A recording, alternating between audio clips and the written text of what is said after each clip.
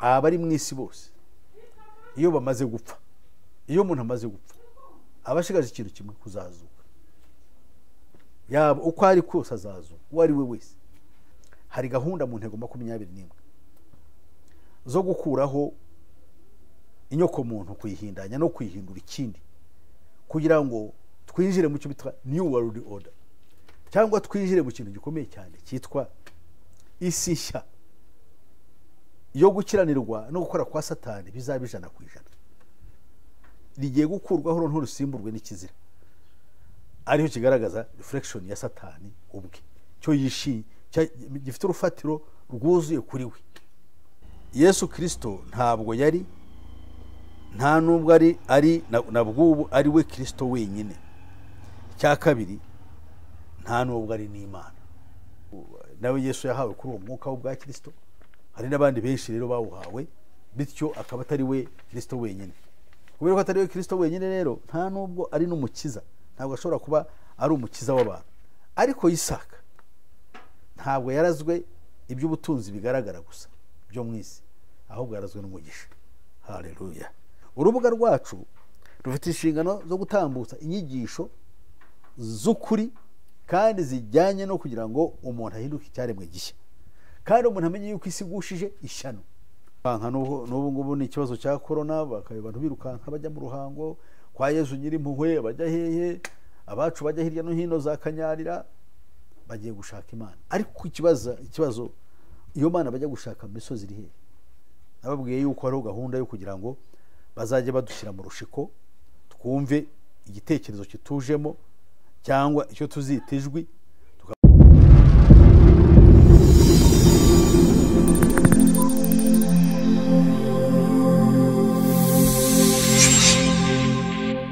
Ndabashuhuje abakurikira urubuga, irengeye ko turi kumwe, kandi irengeye ko Imana yabarinze, kandi Imana ikibakunda kandi bafite umugambi mwiza. Reka rero maze mbasuhuze mwese abavuga ururimi rw'Ikinyarwanda, batuye mu Rwanda, mu karere k'ibiyaga bigari, hirya no hino muri Afurika, abari hakurya y'amazi magari, imigabane yose uko ari 5 y'isi igize isi, n'abari mu birwa bya hafi n'ibya kure bikikijwe n'amazi magari. Turabasuje abari muri Taiwan. Ejo numvise umuvandimwe wampamagaye ari muri South Korea. So abanyarwanda bari hirya no hino cyangwa bavuga ururimi rw'Ikinyarwanda n'indimi zose zifitanye ubumwe narwo, bari hirya no hino ku isi, turabashuhuje. Kandi tuzi yuko muri hirya no hino kuri isi, kuri uyu mubumbe wa Nyagasani, Imana yo mu ijuru ibaha umugisha kandi bagirire neza. Muri no mwanya wo kusuhuza abarundi, abanyamurenge na bene wacu bashamikiye cyangwa bavuga ururimi rw'Ikinyamurenge, aribo bafurero, banyindu, abembe benshi muri ako gace. Turabakunda kandi tuzi ko ari bene data benshi, nubwo hari akaduruvayo n'ubugome bukabije Satani yazanye, ariko tuzi ko Imana ikora ibitangaza. Kimwe n'abari muri Kivu y'Amajyaruguru, namwe ba Rwandafone bahari, numvise yuko n'abantu bitwa Bahunde nabo bumva Ikinyarwanda, bamwe muri bo. Imana ibaha umugisha. Icyo dushaka nuko mwese ubutumwa bwiza bwabageraho, bikaba byaba intandaro yo gukiza ubugingo bwanyu, mukagira kamere ya Kristo, mwaba mukiri kuri iyi si, kuko Yesu ashaka ko tuba byaremwe bishya, ndetse no hanyuma yabi tukazajya mu bwami bw'Imana. Abarwandafone bo muri Uganda, aribo bafumbira, bahororo, abavandimwe, ndabashuhuje namwe mwese. Abahana bahangaza muri Tanzania, Imana ibaha umugisha cyane. N'abandi tuzamenye bashobora kumva Ikinyarwanda, tuzabasuhuza. Imana yo mu ijuru ibaha umugisha rero kandi bagirire neza. Turabakunda. Reka dusenge. Imana ihoraho yo mu ijuru, turagushimye, tugushimira akanya keza uduhaye, kuko uri Imana yacu, uri umukiza w'ubugingo bwacu kandi uri umurengezi. Ishimwe n'ikuzo n'icyubahiro n'iby'izina ryawe rihebuje byose. Baranatwe rero muri kiganiro byo gusangira n'abavandimwe, kandi utugirire neza uko imbabazi zawe ziri, kugira ngo kitwubake, ari twe ari nabo, utwubakire hamwe, udukomereze muri wowe, dutegekesha umwuka wawe wera, kuko twakwizeye kugira ngo turokoke umujinya uzaza. Shimwa ku imbabazi zawe, himbazwa ku rukundo rwawe, icyubahiro n'ikuzo n'ishimwe bikomeze by'izina rya iteka ryose kubwa Yesu Kristo umwami wacu amen. Bakundwa rero turakomereza ku kiganiro cyacu. Ubushize twavuze ku byerekeye ikiganiro nanone ubutumwa bwiza bwacu tubonera ubuyobe mpuzamadini, cyo cyaratambutse, ariko noneho turashaka kuganira nanone gusubira ku kiganiro cyacu isigushije ishyano. Muzi yuko ubushize twasangiye amagambo meza atuhugura. Uyu munsi rero tugiye kurebera hamwe mu byahishuwe. Reka turebe ibyahishuwe 14 murongo wa 16. Haravuga ngo uko mbona marayika wundi aguruka aringanije ijuru afite ubutumwa bwiza bw'iteka ryose ngo abubwira abari mu isi bo mu mahanga yose n'imiryango yose n'indimi zose n'amoko yose. Avuga ijwi rirenga ati, nimwubahe Imana muyihimbaze kuko igihe cyo gucira abantu urubanza gisohoye. Haleluya. Bityo rero murasabwa kuramya yaremye ijuru n'isi n'inyanja n'amasoko. Amen. Bakundwa, uyu ni amagambo akomeye ngo igihe kirasohoye cyo guciraho abantu urubanza kubera imyitwarire yacu n'imikorere yacu. Abazarokoka aka kaga n'abafite Kristo, nk'uko ijambo ry'Imana rivuga ngo nuko rero bari muri Yesu Kristo ntabwo bazacirwaho iteka. Iyo turi muri Yesu Kristo turangwa n'iki? Ntabwo turangwa n'idini turimo, ahubwo turangwa n'umwuka wa Kristo twahawe. Ibi ndabishimangira kugira ngo buri muntu yisuzume areba niba koko afite Kristo muri we. Iyo udafite umwuka wa Kristo ntabwo uba uruwe. Ariko wenda iyobokamana rigizwe n'amashami anyuranye twita amadini, aharaho rizakubwira yuko uri umwana w'Imana, ariko ntabwo ushobora kuba umwana w'Imana. Nanjye sinshobora kuba umwana, nanjye bivuga sinshobora kuba umwana w'Imana ntafite umwuka wa Kristo. Niyo mpamvu ari umurimo wanjye kwisuzuma kugira ngo ndebe koko niba ndi umwe na Kristo kubw'umwuka we, mbeheshejwe no kwizera izina rye no kuba narababariwe ibyaha ubwo amaraso yamenetse, ariyo mpungano yatanzwe, ndetse n'umubiri we, umubiri wa Kristo, wa mubiri wa Kristo, kuko ari we wabaye igitambo gishimwa n'Imana kandi gihoraho. Hanyuma rero tukabona andi magambo avuga ngo marayika wundi nawe yakabirakurikiraho ati, iraguye iraguye Babiloni, wa mudugudu ukomeye wateretse amahanga yose inzoga, arizo ruba ry'ubusambanyi bwawo. Haleluya. Turaza gukomeza rero mu kanya no mu murongo wa 9, ariko reka tube tugarukiye aha tubaze turebe amagambo y'Imana nk'uko twayateganyije kandi twayateguye. Ubushize twarebye amagambo twasanze mu byahishuwe igice cya 18 twaragisomye cyose, ariko ubu ngubu turimo turareba igice tubonye igice cya 14. Ntabwo gitandukanye cyane na kiriya, kiravuga ibintu bibiri by'ingenzi twumvise mu kanya tureba n'iki cy'ingenzi cya gatatu. Ariko icyo tubona cy'ingenzi ubu ngubu ni icya mbere kivuga ngo marayika wa mbere arasohoka avuga ijwi rirenga abwira abari mu isi bose ngo ngwiki, ngo avuga ubutumwa bwiza, ubutumwa bwiza ngo bw'iteka ryose, bw'ibihe byose. Ubwo butumwa bwiza ni ubuhe? Ubutumwa bwiza ni ukubaha Imana no kwisenga no kwishima no kuyumvira Imana data. Noneho aravuga ati, ibyo ngibyo tugomba kubikora kuko hari impamvu ikomeye. Iyo mpamvu ikomeye itega amatwi ni uko abantu bose igihe cyabo gisohoye cyo gucirwa urubanza. Ibi riravuga ngo abari mu isi bose iyo bamaze gupfa, iyo umuntu amaze gupfa abashigaje ikintu kimwe, kuzazuka. Yaba uko ari kose azazuka, uwo ari we wese, ariko ngo azazukira urubanza. Urwo rubanza ninde uzarugukura imbere? Dufite twebwe Kristo Yesu nk'umurengezi wacu twizeye kugira ngo azaturengere, kuko uri muri we by'ukuri ntabwo azacirwaho iteka. Iyo niyo garanti yo kuzajya mu bwami bw'Imana. Haleluya. Aha rero tugiye kureba, kuko tumaze kumva yuko noneho marayika wa kabiri avuze icyitwa Babiloni cyo kigiye gucirwaho iteka gikumbagari. Kubera iki? Kuko cyateretse amahanga yose iruba ry'ubusambanyi bwawo. Yesu ashimwe cyane.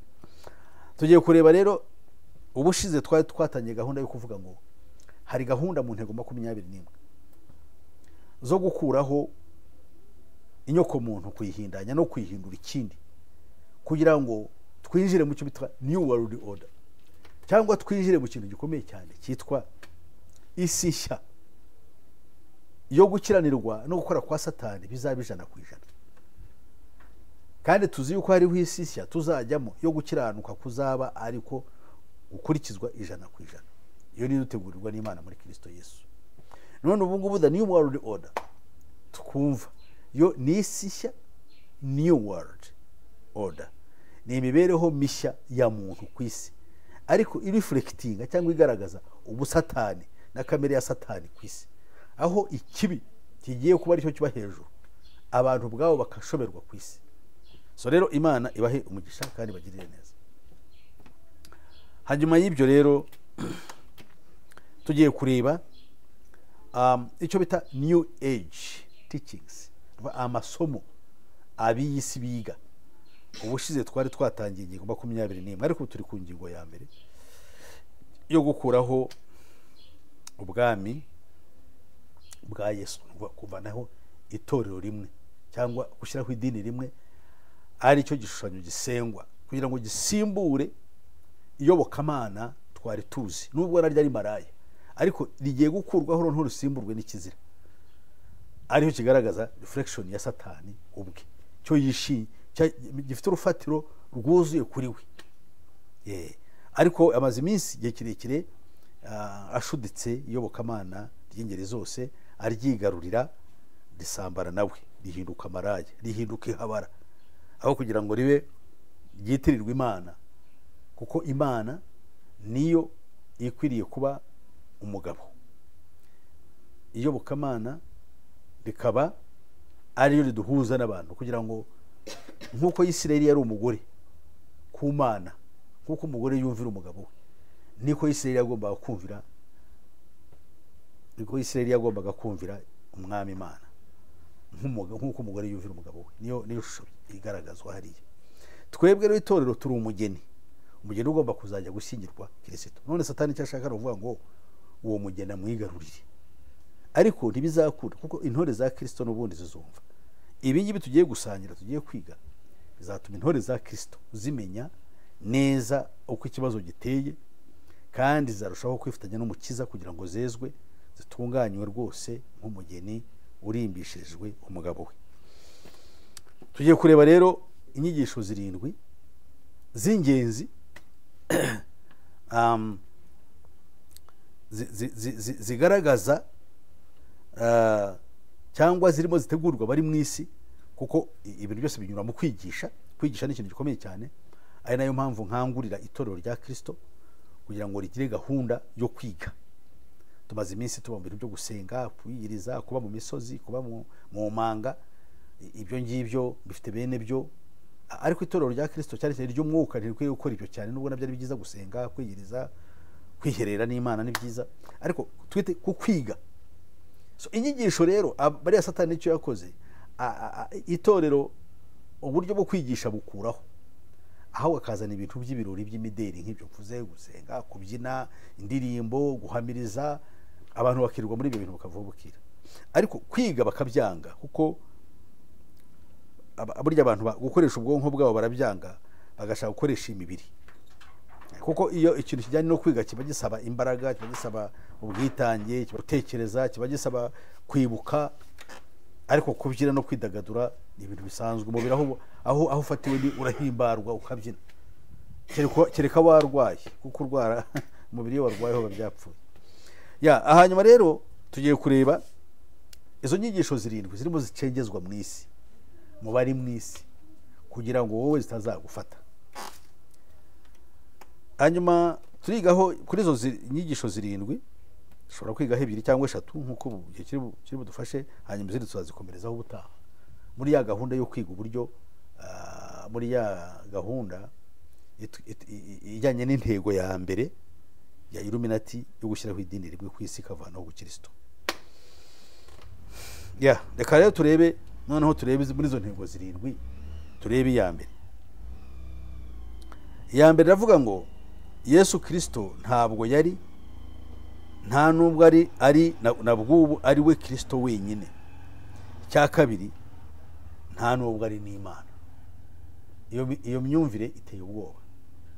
Kuvuga yuko Yesu atari Imana, kuvuga yuko atari we nanone Kristo wenyine, ni ikibazo gikomeye cyane. Kandi amwe mu madini arabivuga uko yakiriye uwo mwuka kuva mbere. Satani yabimenye abisasira hakiri kare, ashyiraho ayo madini yigisha atyo. Bamwe bari no mu gikristo byitwa ubukristo, batemera yuko Yesu Kristo ari ku rwego rumwe n'Imana. Babihuriyeho rero n'abangaba nta gitangaza kirimo, no kuvuga ngo ni umwuka umwe. N'abandi bavuga ngo Imana ntibyarwa, ntigira ikisa nacyo, nta mwana igira, abo rero nabo barahari. Ariko byose umwuka ni umwe n'uyu w'abangaba butwita New Agers. Abantu rero bakavuga bati Yesu Kristo ni umwana w'Imana, ibyo ntibabyemera. Kandi kuba ari umwami wacu n'umukiza, ibyo ntibabyemera. Kandi benshi mu banditsi b'uyu murongo wa New Age cyangwa b'imbereho mishya igomba kubaho ku isi itegurwa na Satani, ntabwo bemera yuko bemera yuko Kristo ari umwuka. Ni umwuka gusa uza mu muntu, kandi uwo mwuka uba no mu bantu bose. Ni ukuvuga ngo they believe there have been many Christs, Jesus being only one of many. Bavuga yuko ba Kristo ni benshi, ko Kristo ari umwuka. Rero nawe Yesu yahawe kuri uwo mwuka w'ubwa Kristo. Hari n'abandi benshi rero bawuhawe, bityo akaba atari we Kristo wenyine. Kubera ko atari we Kristo wenyine rero nta nubwo ari n'umukiza, ntabwo ashobora kuba ari umukiza w'abantu nk'uko hano babishimangiye. Baravuze ngo some may think that everyone means the same thing when they say Christ. So Christians see the one and only begotten Son of God, our Lord and Savior. Abangabo ntabwo bemera yuko Yesu ari umwana w'Imana. Twe nubwo ariko twe tumubona, ntabwo ariko bamubona, kandi ntibavuga yuko ari n'umwami ngo abe n'umukiza. Umugirwakazi wa Illuminati ari we wanditse ibyo bita ngo New Age, akaba yari umugirwakazi w'iyi myigishirize. Ari nawe wanditse ibitabo byinshi by'ubukonikoni, harimo n'icyitwa ngo the reappearance of the Christ. Avuga yuko hariho ibyo bita avatar of sciences. Hariho ngo uzaboneka kandi uruhije cyangwa uruvangirane, bashobora kuba rwarebwa n'umuntu wese. Uwo nguwo uzaboneka ari we yise inshuti ya bugufi cyangwa ukorana bugufi bya hafi na Kristo. Uwo rero avuga yuko ngo akorera ngo munsi y'imbaraga z'itegeko ngo ry'ubuyoberane, kandi akaba ari we uhuza ubumwe n'abantu bose, kandi akabahuza mu kintu kimwe, kandi akabahuza mu kintu kimwe kijyanye n'imbaraga ngo za Kristo. Anga turumva yuko abangaba baravuga ngo the unison with the energy of Christ, ngo iyo the energy of Christ arizo imbaraga z'umwuka ngo wa Kristo. Ariko iyo ngaho Kristo ntibavuga Kristo Yesu, mbabwiye yuko bemera ko Kristo bigisha ko Kristo ari umwuka ujya ku muntu. Yamara kujya ku muntu, uwo muntu akaba yaba nawe Kristo. Kandi no bakavuga ko hari icyo bita Christ energy mu buri muntu wese, ngo bikeneye gusa kumukangura. Byumvikane ko n'abari ababaye ba Kristo na Yesu arimo ntabwo ari umwihariko wabo, ahubwo nawe ushobora gukangura iyo mpano y'ubwa Kristo ikubamo kuko ari umwuka. Noneho agakomeza agira ati the New Age understands Christ as a reincarnated avatar. Bavuga yuko Christ cyangwa uwo bita Kristo kuri bo no guhishurwa cyangwa kongera kugaragara mu buryo bw'umubiri bw'umuntu runaka wabayeho. Akaba rero akabongo akaba ari Mesiya cyangwa intumwa uba waratanzwe aturutse ku byo bita the hierarchy, abatware. Ariko abo batware cyangwa the hierarchy ni inzego z'ubutware buhese, ntabwo ari ubw'Imana of course, ahubwo ni ubutware bwabatumye. Kandi ikitonderwa, ubutware cyangwa ubu butware buhagararira icyo twita hierarchy. Hierarchy ni inzego z'ubuyobozi. Nazo nzego z'ubuyobozi ni ubuhe? Ni ubw'Imana se? Oya, ntabwo ni ubundi butware bo bemera, byumvikana yuko ari bwo kwa Satani, hagamijwe to give the living on the earth spiritually advanced revelation, kugira ngo bahe abari mu isi ihishurirwa ry'ikirenga kandi rikataje mu iterambere, kugira ngo bagire ibyo bahishurwa mu buryo bw'umwuka. Ngo nicyo cyabazanye kizana abo bakristo abo ngabo. Ngo kubera izo mpamvu rero abangaba ba New Age bemera ko Buddha, Muhammad, Confucius, Yesu n'abandi benshi bose bari ba Kristo. Urumva rero aho ibintu bigana. Igitekerezo cy'aba bantu nuko abantu bose ari ba Kristo babayeho kuko tubumvise abangaba. Kubera izo mpamvu rero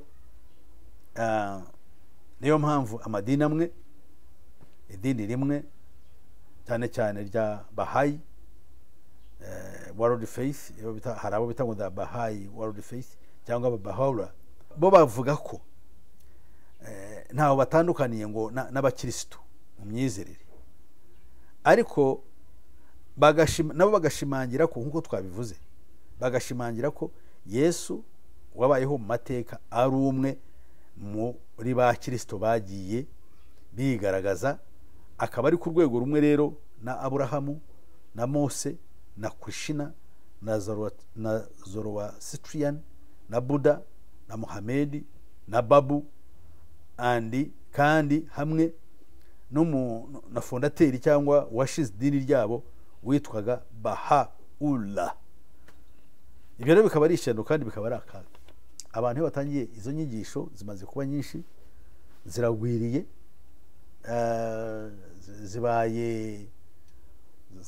zimaze kuba hirya no hino, zimaze gufata indi ntera, abantu benshi barazikurikira kandi zikaba ntacyo zimaze. Twebwe muri Bibiliya twemera gusa Yesu Kristo wenyine nk'umukiza w'abantu b'Imana, kandi akaba ari we wenyine tuzi, we Kristo.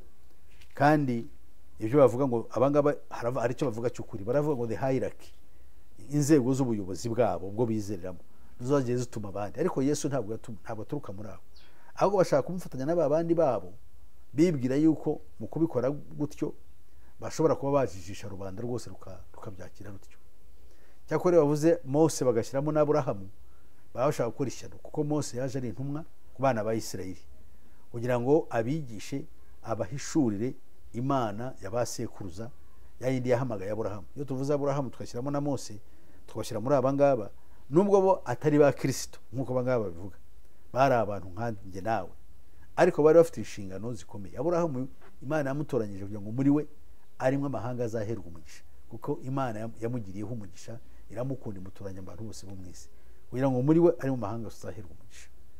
Kandi ibyo byarashoboye. Nawe umurage we ni nawe yasigiye umwana we Isaka.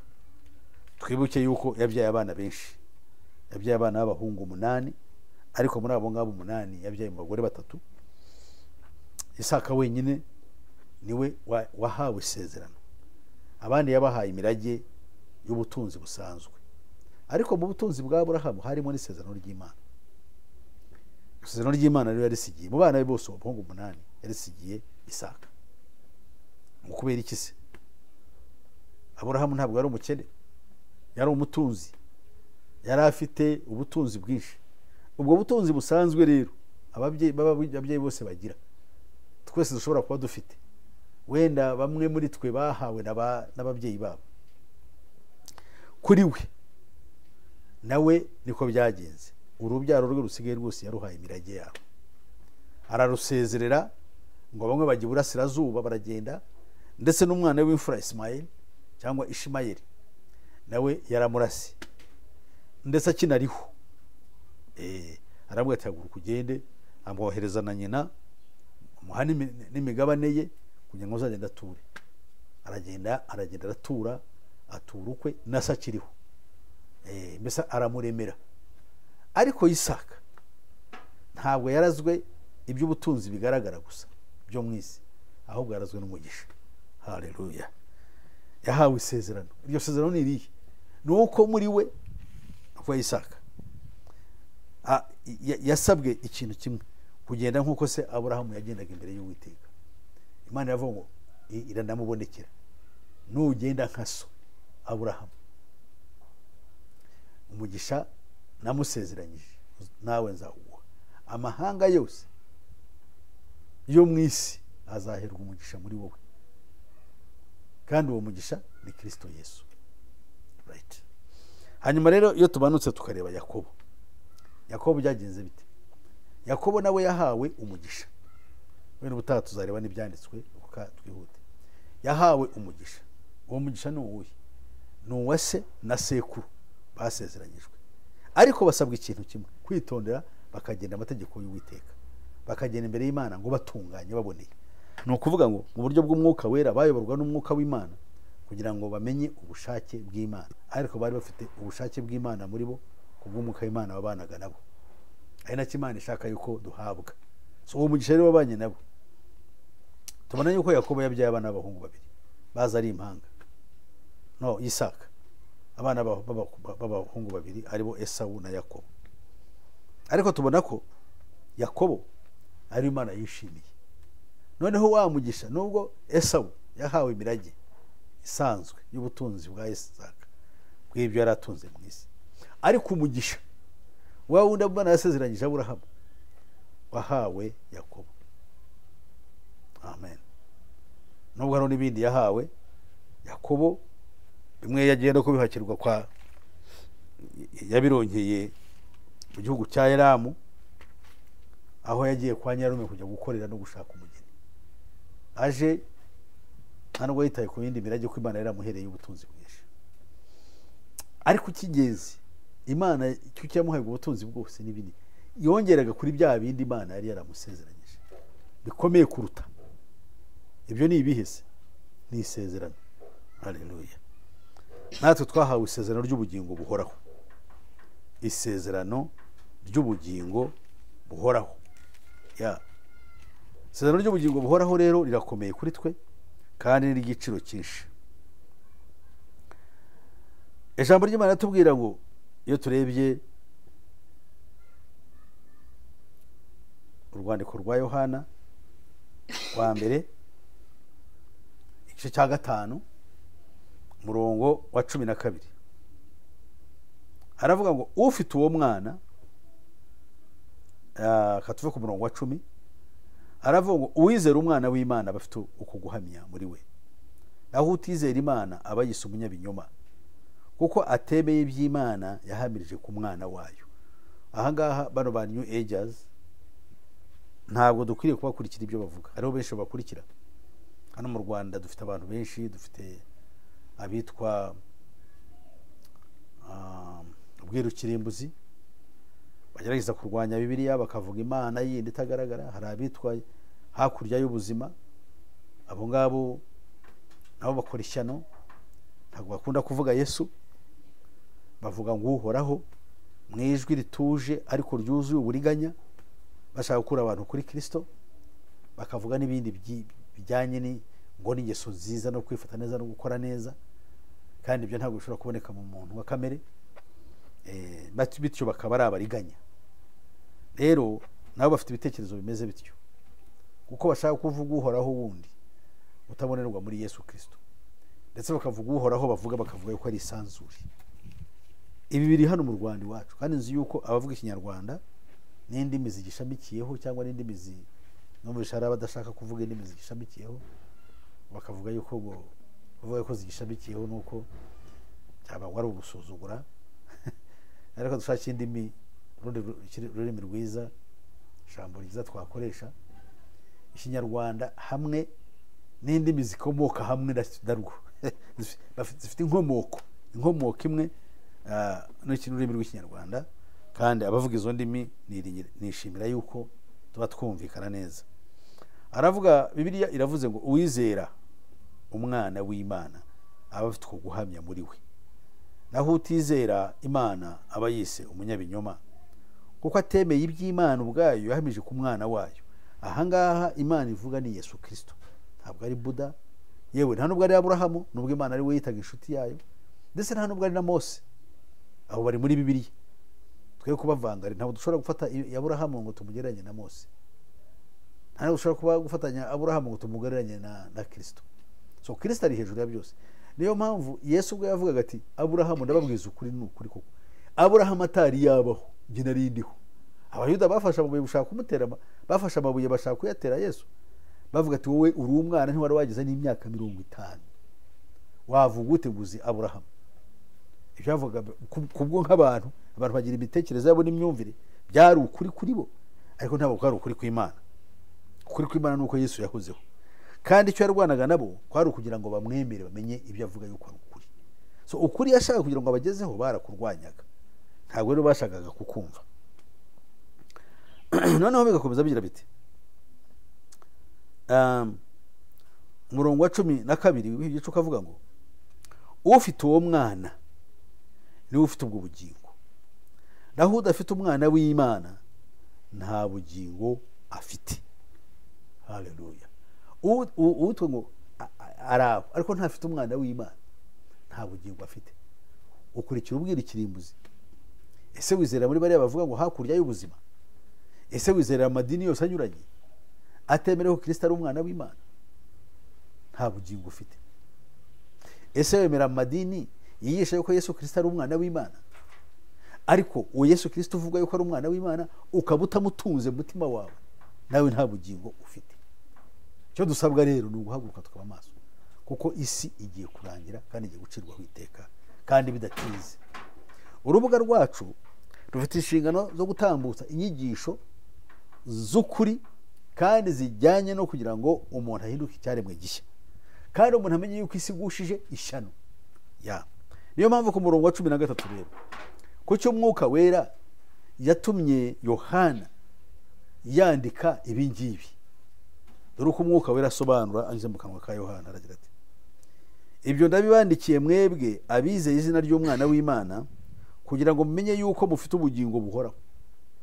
Abizeye izina ry'umwana w'Imana, kandi iki nicyo kidutera gutinyuka imbere ye, nuko atwumva iyo dusabye ikintu nk'uko ashaka.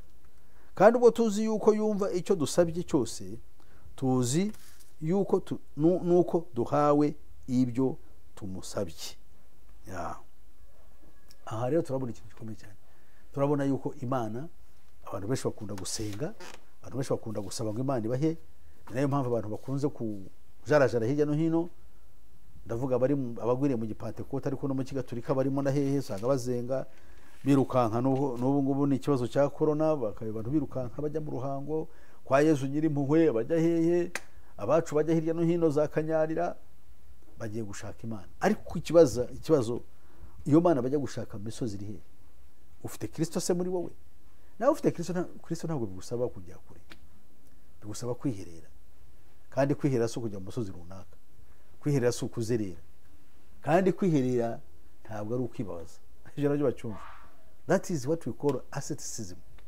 Asceticism ni filozofi ya kera y'Abagiriki yo kwibabaza, kugira ngo mu gukora ibyo bumve yuko ari bwo bitandukanyije n'igisi, bakaba bari mu bundi buryo bw'imibereho idasaba byinshi kandi guhesha amahoro. Twebwe dukurikira Yesu kugira ngo tuzajye mu ijuru. Dushobora kwibabaza dushaka kugira ngo tugire umwanya wo gusenga. Ikitonderwa, nubwo tuvuze ngo twamaganye kujya mu misozi no kujya mu bihanamanga no kujya munsi y'amazi no kurira umusozi wa Bigogwe, nubwo bimeze bityo, twemera ku buryo budashidikanywaho yuko umuntu akwiriye kwiherera. Ese kwiherera no kugomba kujya aho ngaho? Ntugomba kujya ahantu hafite adresse ukanyara n'Imana isubiriza? Oya, ni ukwiherera ahantu hari ituze, atari urusaku. Hariho hose munsi y'ijuru kizaba hari atari urusaku.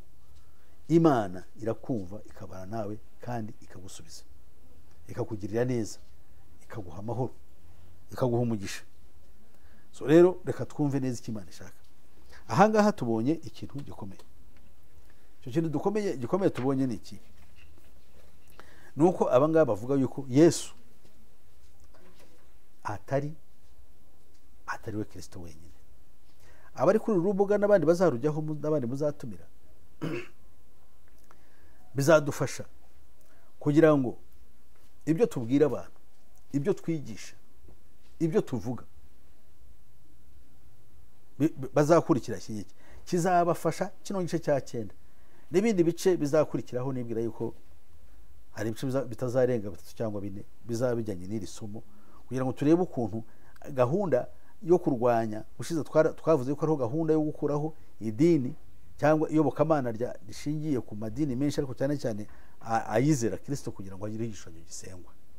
Kandi tubonye ko ibyo ngibyo kugira ngo bigerweho hagomba gutegurwa inyigisho. Ntabwo buryo umuntu mukura ku cyo yizeraga yize cyangwa yahawe imyaka myinshi udasimbuje ikindi. Aha rero iki baragisimbuza muri ubwo buryo, basimbuje izi nyigisho.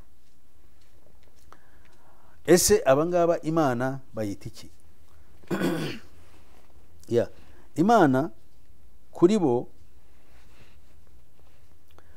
Imana nicyo bita God is impersonal, cosmic, a God of energy forces.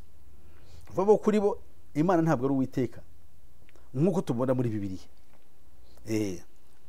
Muri Bibiliya Imana yigaragarije Aburahamu. Hari n'abantu benshi bajya bavuga ngo Imana y'u Rwanda ibiki byose bakabivangitiranya. Imana ibwira Aburahamu iti,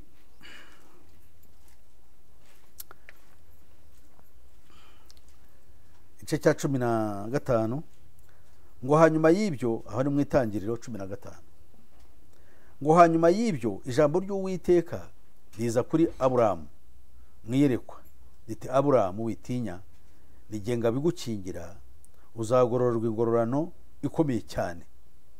Nuko Aburahamu kigera ataritwa Aburahamu aramubaza ati, mwami Uwiteka, uzangororera iki ko ngenda ndi incike?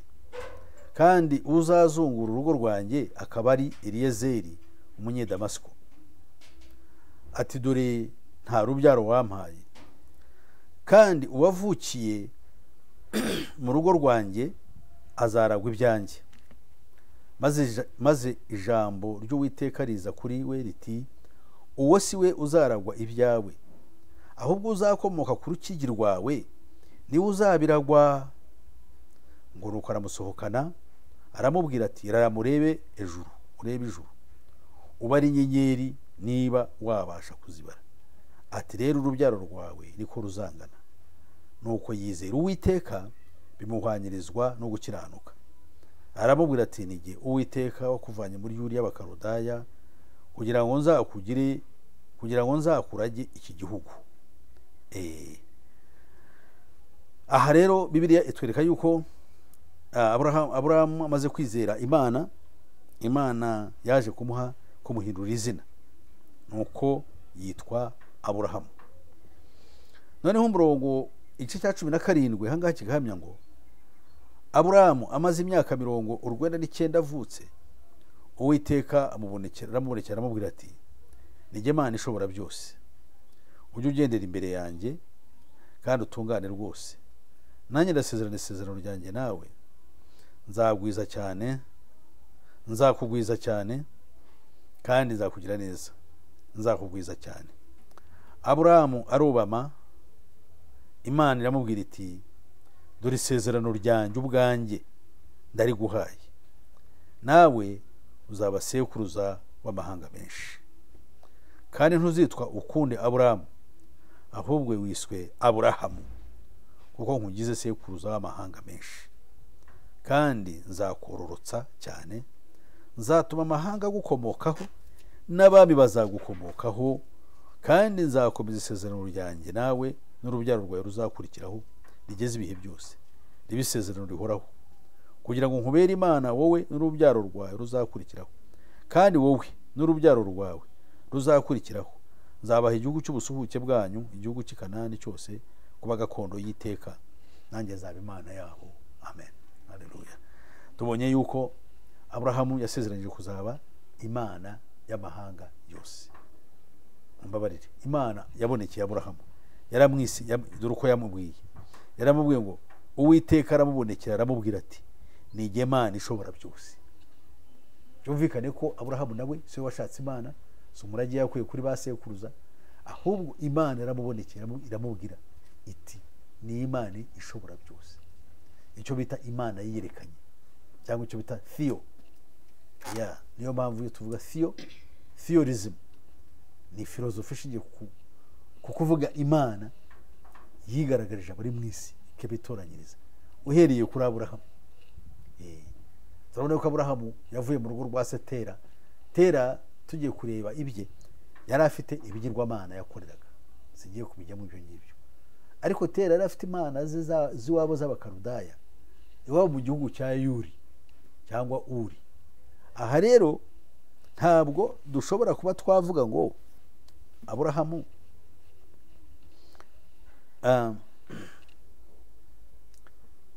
izi mana cyangwa ibigirwamana ese yakoreraga nawe yarabikoreraga kiri kumwe nawe, ariko amaze kumenya Uwiteka Imana arasobanuka, amenya yuko hari indi mana, imana yavuganye nawe. Iyo niyo mana twese dukorera, kuko ni umurage ku mahanga yose kandi ni umugisha kuri twe. Uwo mugisha rero niwe tugomba guhabwa. Niyo mpamvu rero ahangaha tubyumvise dutyo, tukarero tubitekereza.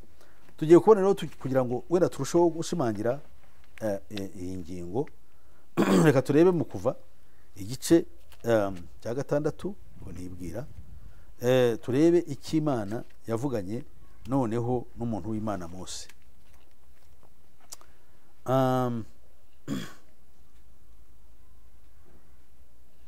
Katurebe Mose, duhere mu Kuva igice cya 3.